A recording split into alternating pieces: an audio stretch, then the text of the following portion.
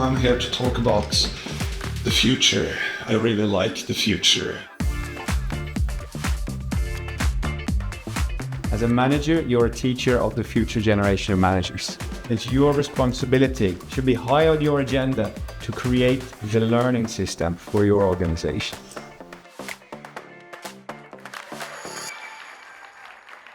Adjusting to the uncertainty of change. Change, whether that's inside your organizations, changes in the market, changes in terms of trends that you're facing, but changes.